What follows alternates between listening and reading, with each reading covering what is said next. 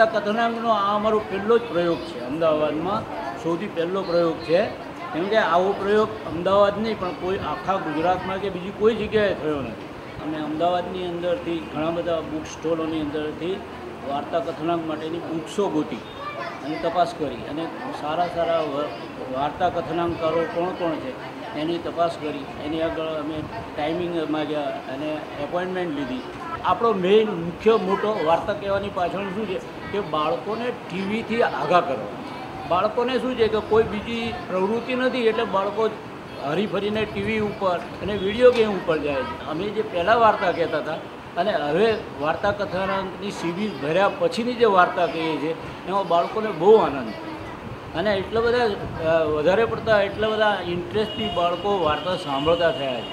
ને અમને પોતાને કંઈ એમ લાગ્યું છે કે આ વાર્તા કથાનકની શિબિર ભર્યા પછી અમારામાં બી ઘણો બધો ચેન્જ આવ્યો.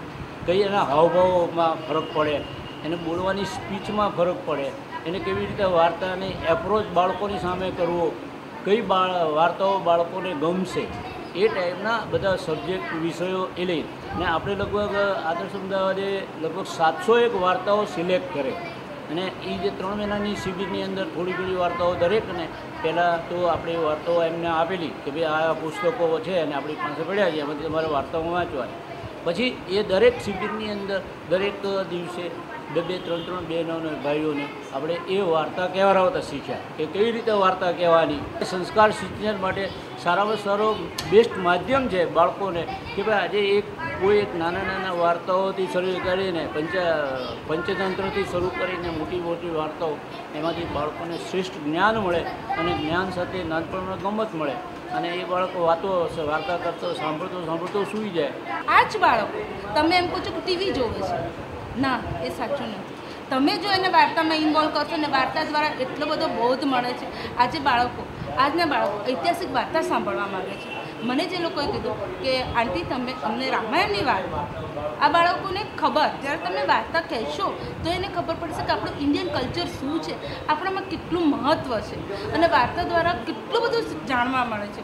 આજકાલના બાળકોને મોરલ શું છે એ તમારે મોરલ સાયન્સ તરીકે શીખવાડવું પડે છે. આ જ વાર્તામાંથી તમારે મોરલ સાયન્સ શું છે એ ખબર પડે છે. જો તમે આ વાર્તા કથાના એવા એક ક્લાસીસ ચાલુ કરો તો બાળકોને તમારે સ્કૂલમાં શીખવાડવા જવું પડે કે આ મોરલ સાયન્સ. બાળકો ઓટોમેટિક તમને શીખવાડશે કે વોટ્સ એ મોરલ. બીજું, તમે વાર્તા શૈલીબદ્ધ બી હોવી જોઈએ. ક્યારેક વાર્તામાં ઉખાણા આવવા જોઈએ, ક્યારેક વાર્તા કવિતા રૂપ આવવી જોઈએ. તો બાળકોને બી સાથે ગવડાવો તમે, તો બાળકોને પોતાને ગમશે. એ આપણું જ અમદાવાદ છે, આદર્શ અમદાવાદ આપણું જ છે.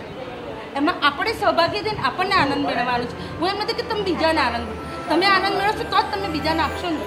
તમે ખુશ થશો તો જ તમે બીજાને ખુશી આપી શકશો.